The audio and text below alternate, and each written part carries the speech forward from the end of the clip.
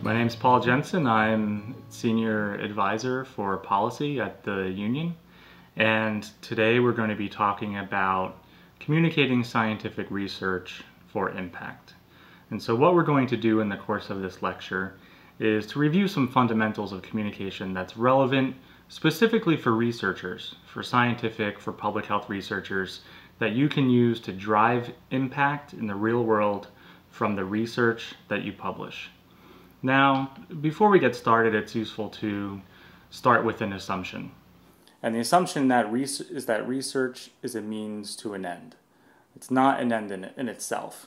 So when you conduct research, you want that research to actually have some sort of beneficial impact on public health policy and practice. And because of that, we need to consider research not as an end in itself, but as a means to that end. And so publishing your research is not the last step in the process. In many ways, it's the first step. So in the course of communicating your research, it's useful to first take a minute and have a conscious shift in your mindset. When you're communicating your research to non-researchers, you need to think of yourself not as a researcher, but as an advocate. As an advocate for the research that you've conducted. So it's useful then to talk about the differences between research communication and advocacy communication. So we'll start with the definition. What is advocacy?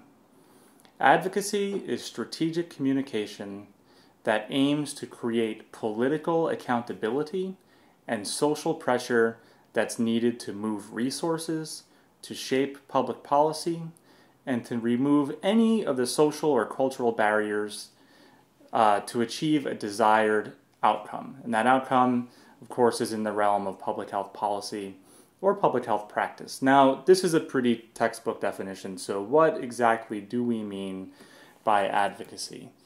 This can all be summed up in a very simple way, which is saying that advocacy is getting people to do stuff. The themes in this slide are developed by Craig Clout, who has been instrumental in various marketing campaigns and advocacy and global health initiatives. He branded DOTS, the international approach for TB control. He branded Empower. And it lays out in some very simple terms the differences between advocacy communications and research communications. Now, all of you are trained researchers if you're watching this lecture, and so I'll ask you to sort of put to the side all of the ways that you learned how to communicate as a professional researcher and to think differently. Remember that shift in mindset now. You are an advocacy communicator. And so what do we mean by communicating for impact? Well, let's look at the differences side by side. If you're trained as a scientific researcher, you're trained to start at the beginning and to build your case to its logical conclusion. We see this even in the way that articles published in professional journals are laid out, starting with an introduction and then ending with a conclusion. In between we see a methodology, discussion, but in the end it's very logical. We start with the beginning and we end with the conclusion. Well, if you're speaking to a non-scientific audience, you need to switch that and put it in reverse. So you state your conclusions first, and then you want to support them with evidence. And we'll talk a little bit more about that. If you're trained as a researcher, you use a lot of the technical language, the jargon, because that adds precision to your argument. It adds clarity for other researchers, allows you to be very surgical and precise in what you're saying. However, people who are not experts get confused by jargon, by technical language. So if you're communicating to a non-scientific audience, you need to really be strict about adhering to the rule of using no jargon. If you have to use a jargon or some sort of technical definition that will otherwise make it impossible for you to communicate your research, then you need to make sure that you define that term in a way that you do not use jargon and instantly makes it very clear for your audience. But as a general rule, you want to eliminate all jargon. As a researcher, you're trained to cover every base in your argument, because if you don't, then you leave holes in your argument that other people can use to come in and to discredit your research or to provide some other countering view. Well, in advocacy communications, you won't have time to cover every base and explain every detail that allows your argument to be airtight. So you need to limit your messages and prioritize your messages to the most important or the most relevant pieces of data and information that you need in order to get your point across. If you're trained as a researcher, you know that hasty preparation can be discredited. The timeline for conducting research and then even writing your journal article, getting it submitted to a publication, going through peer review process, revising the manuscript, and then when that paper finally comes out can be months or a year or more. So hasty preparation just leaves you open to be discredited. Whereas in advocacy, you oftentimes don't have time to prepare your arguments and to prepare your messages. Sometimes you can receive a call. If you're known as an expert, you can receive a call to talk to a journalist immediately. Or you can be called to participate in a radio interview that afternoon or the next morning. So you oftentimes have to be able to prepare your arguments and prepare your messages in a very small amount of time. As a researcher, you're often taught to explain your research and your arguments in detail. Whereas as an advocacy communicator, you really need to limit the number of messages that you convey, because the people who you're speaking to oftentimes don't have a lot of time. You have a very short window in which you have to communicate the crux of your research and why it's important. So you need to know how to limit your messages in order to get them across in a very short amount of time, very efficiently. At the same time, you need to keep your messages very simple. Again, going back to the idea that you're talking to people who are non-experts. And if you load your arguments with lots of jargon or with lots of detail and lots of nuance, you can immediately lose them. You want to maintain the confidence of the person who's listening to you. It's the only way that they can act on the information you're giving them, is if they're confident in their ability to absorb it and to understand it. So one technical word that they don't know can mean loss of confidence in your audience, and they will lose their ability to act on the information or to understand the information that you're conveying. So you need to know how to keep your messages simple. Again, if you're trained as a researcher, you know that it's really important that you're objective and non-biased. However, if you're advocating for your research and you know that your conclusions should lead to a change in public health policy or practice, you're communicating a compelling, evidence-based argument. You know, an argument that's based on fact, but you're not most of the time saying, this is the one side, this is the other side of the argument. Now you decide. You really want to be able to communicate a compelling argument that leaves your audience understanding your research and understanding what they can now do based on your research. So you need to take a position. So in the beginning, we talked about the basic assumption that's underlying our talk here about communications, and that is you want your research to have a real-world impact on public health policy or practice. Now, in order for your research to lead to action, people need to understand your research. And understanding starts with explaining. So it's worth a little bit talking about what makes for a good explanation. Now, explanation starts with empathy. Empathy should be at the foundation of all of your communication, of your research. Now, empathy means putting yourself in your audience's shoes and communicating to them at the level at which you know they will understand what you're talking about. So this is actually really important, and it's most difficult for experts and researchers who have been steeped in very detailed information about any given issue. And the reason that it's most difficult for researchers and experts is because experts have what's referred to as the curse of knowledge. And the curse of knowledge simply means that the more that you know about a subject or a topic, the more difficult it is for you to imagine not knowing anything about it. And so if you're talking with a non-specialist who doesn't know anything about your research and you want them to understand it, it's really important that you try to imagine and put yourself in their shoes, someone who has never heard of your research before, and really communicate with them on that level. Someone once said, it's not what you say, it's what your audience hears that will make all the difference. And there's a really elegant study that was conducted at Stanford University in 1990 involving two sets of test participants. There were tappers and there were listeners. And this study really, I think, illustrates this idea of the curse of knowledge. So the tappers were asked to tap out on a table the melody of 120 different songs. So let's say the song Happy Birthday to You. They tapped that song out on the table.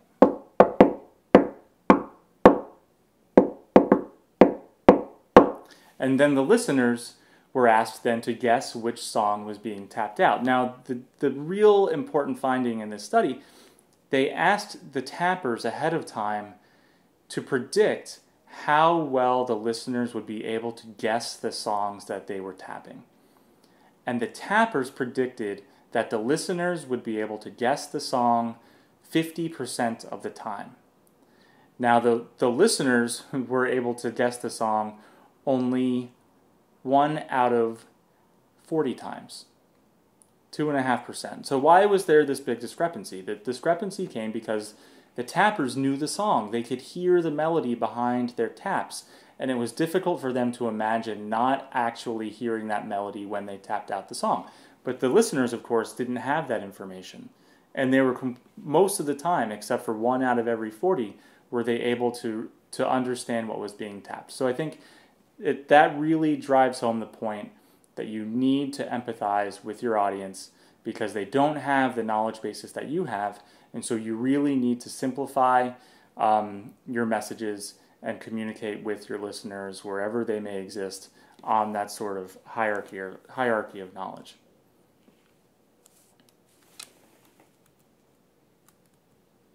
Okay, so we've talked about some basic concepts for communicating. Now, let's look at the sort of world of stakeholders that exist along a sort of continuum between where you are as a researcher and how you get from there to achieving public health, changes in public health policy and practice.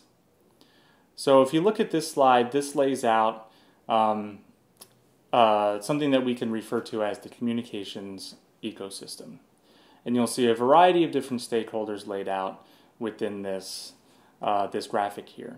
So sort of starting at the bottom, you have experts, you have researchers, you have project implementers, you have people who are working inside institutions.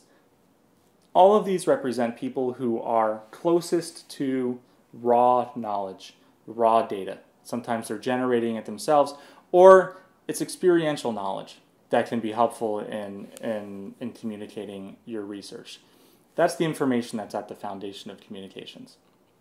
Now, working very closely with these people are advocates. Now, you as a researcher acting as an advocate, or there are professional advocates. These are strategic communicators that help move information through this ecosystem, through the various stakeholders who can be involved either directly or indirectly in helping use your research to achieve changes in public health policy or practice. You have people who shape opinions, people who write columns, for instance, in online or in newspapers. You have members of the public who pay attention maybe to certain issues, whether it's tuberculosis or HIV or malaria or maternal and child health or any other number of issues. At the center of all of these people, you have people who are directly impacted by the public health issues that you're conducting research about. You know, it's really their experience that underlies your research. These are the people who are behind all of the data that you're communicating. And ultimately, they are the beneficiaries of the knowledge that you were generating through your research.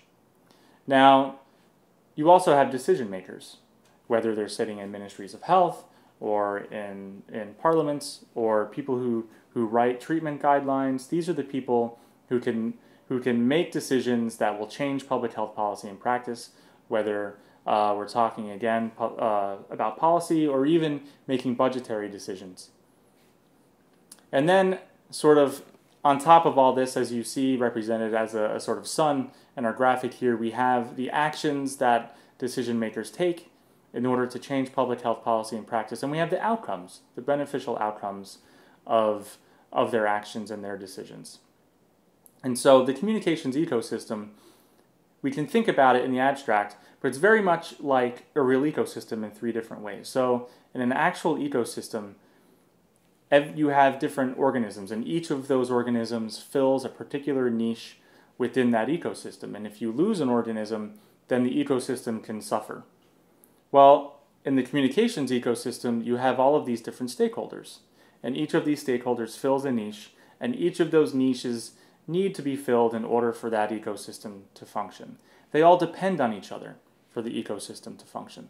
So in communicating your research, you need to rely or learn to rely on a variety of different people in order to get your information, your research, to the people who are making decisions about public health policy and practice. So it's useful to think about all of the people who surround you and how you can be working with them to communicate your research. Secondly, energy passes through an ecosystem. And if energy fails to move through an ecosystem, then the ecosystem breaks down. Well, in the communications ecosystem, it's not energy so much, it's information, it's messages.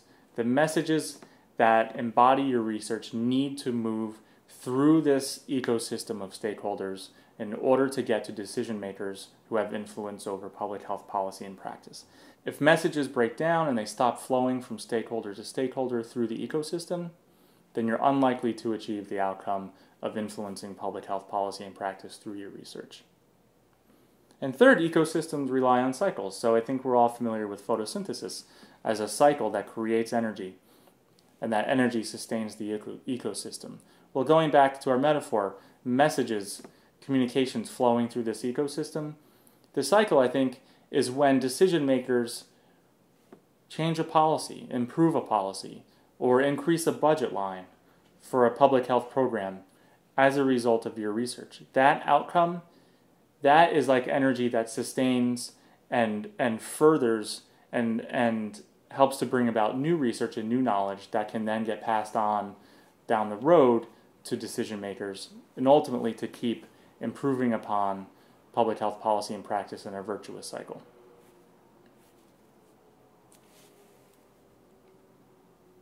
So we've talked about some basic principles about communicating for impact using advocacy communications. We've talked about the various stakeholders that make up a communications ecosystem that we work within in order to use our research to benefit policy and practice. Now let's talk about some different ways of actually getting our research knowledge out into the world. And we'll talk about 3 different concepts here. The first is segmentation, the second is curation, and the third is dissemination. So the first is segmentation. And when we say segmentation, we're really referring to identifying the people in our audience who we need to communicate our research to. And again, going back to empathy, meeting them where they are, packaging our research and how we message that research in a way that's tailored specifically for that audience. Now, in the course of communicating your research, you might talk with advocacy groups. You might talk directly with policymakers. You might talk with a journalist. All of those are different audiences, and it's important to think about those people individually when you're communicating with them.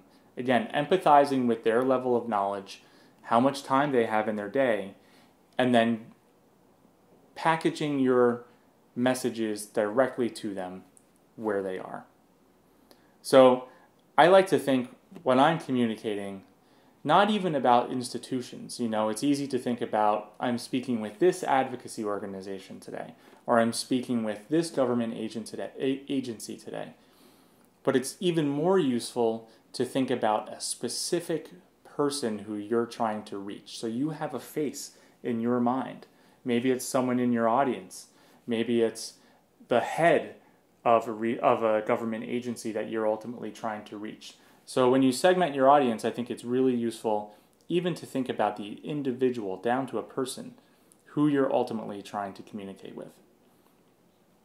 Now, the second concept we want to talk about is curation. So again, going back to some of the principles that we spoke about earlier, where you often don't have time to lay out all of the various data points and all of the nuances of your research. You need to be very mindful about curating the information that you're presenting, either in written form or even when you're speaking, so that you are providing the very best, most high-impact information that you can share to the individual who you are communicating with. And the third concept we want to talk about that will help us get our research out into the world is dissemination. Now, I'm based in Washington, D.C., and in the U.S., there's a very popular movie from my childhood called Field of Dreams, starring Kevin Costner. And in that movie, Kevin Costner hears a voice from above, a voice in his head that says, "If you build it, they will come." And in the course of the movie, Kevin Costner, as a leap of faith, he builds a sports stadium. And after he builds it, people just come out of the woodwork. They come from miles around to fill the seats in that stadium.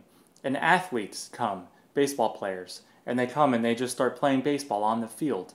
And this magic happens. Well, in communications, we refer sometimes to the Kevin Costner syndrome. And it's very relevant for research. Just because we publish a paper does not mean that people will read it. And I think everybody watching this probably knows this already. But it's important to remember this when we're talking about dissemination. Just because we publish a paper, that's not the last step. Oftentimes we can think of it as the first step. Once it's published, then we have to think about how do we most effectively disseminate this information so that it can reach decision makers in a way that they can understand it and then take action based on the evidence that we're providing through our research. And so we'll talk a little bit about different ways of disseminating research.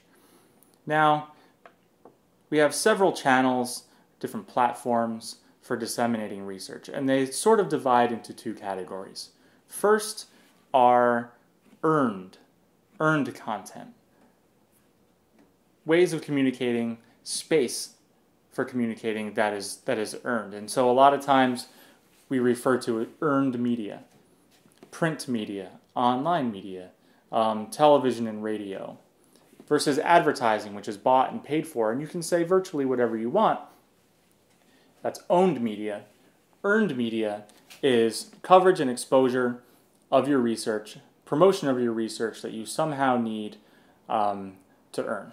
So we can talk with journalists and get journalists to interview us. We can write opinion pieces and commentary and publish them in newspapers and magazines. We can get radio interviews or television news reporters to speak with us. So those are all earned channels. The media is very important to disseminating information. So media can even be broken down into two broad categories. There's mass media and there's the trade media. Mass media are media channels that are consumed by a wide variety of people in the general public. You might have government leaders or heads of government agencies or people who run large public health programs who consume that media, but it's also being consumed by average people who are not policymakers or decision makers per se. And we want to, if we're communicating through those media, we want to be very, very basic and very simple and very to the point in how we're communicating with those channels. This contrasts with the trade media, where people who read trade publications are already knowledgeable about the information that's being conveyed in those publications. So you can think about various public health or international development or government related magazines and journals like Foreign Affairs or Foreign Policy, where people there you can assume already have a certain underlying knowledge base, and you can be a little bit more specific when communicating through those channels. Now, I mentioned op-eds very briefly, but op-eds are a very powerful way of communicating your research. An op-ed is usually about 750 words, and it's published in any number of of outlets, newspapers, magazines. A lot of them, instead of the straight news reporting, they also have a section that's based purely on opinion. And in an op-ed, very valuable for research dissemination because you own that space. Within that space, you get to communicate the point of your research, the evidence underpinning your research, and what needs to be done. And it's perfectly packaged within that op-ed. Nowadays, we also have blogs, and the number of blogs are proliferating worldwide. So a lot of times we can go to blogs with publications and news stories that we've already earned in the traditional press, and they will publish those pieces again, sometimes with their own commentary on top of it. And so what you get there is a reinforcing effect. So earned content. Media, mass media, this is print and online, radio and television. We have trade publications that are more specialized to your audience, which allows you to go into a little bit more detail and specificity with your information. And then blogs, which help you echo and reinforce and repeat the information that you're disseminating through the mass media. So on that side, that's all earned exposure. Then we have owned exposure. Platforms and channels that we have direct control over. So those can be things like our organizational websites, information that we can design ourselves and that we have total control over and that we can publish on our own online forums. We have newsletters that go out from our own organizations and other organizations. We have various social media platforms like Facebook and Twitter. There's personal dissemination. I think this is one that oftentimes gets overlooked. There are email listservs and communities of practice and other ways of communicating with people directly from ourselves. So one of the things that I always do when a publication comes out that I'm helping to promote is I think about who directly needs to have this information. And I'll do something as simple as developing an email list in an Excel spreadsheet. And I will send a personalized email to every single person on that list. That one-to-one personal dissemination is really, really important. And so the point here, when talking about just very briefly all of these ways of communicating our research, is to really drive home the point that we have available to us a number of different channels and platforms for communicating research, and it's really important to use all of the channels that we have available in order to communicate our research packaged effectively to get that information to the decision makers who need to hear it and then can act on it to change public health policy and practice for the better. So these are some of just the very basic concepts of communicating research for impact. We talked about advocacy communication versus research communication. We talked about how empathy is at the foundation of all communication. We talked about ways of disseminating information through the communications ecosystem, being aware of and communicating with all of the different stakeholders who surround us in order to get information either directly or indirectly through other stakeholders to decision makers who have influence over public health policy and practice. And then we talked about ways of getting information out into the world, getting our research out into the world. So audience segmentation, really dividing up who we're communicating to. Curation, giving them the best and most high impact information that we can. And dissemination, using both earned content, earned channels, and owned content, using owned channels. Now, if you have any questions or want to discuss any of the concepts that we talked about in this lecture, then feel free to get in touch, and I'll give you two contact emails that you can use. One is myself as Senior Advisor for Policy at the Union. My email address is pjensen@theunion.org. And Jove Oliver, Head of Communications for the Union, at joliver@theunion.org.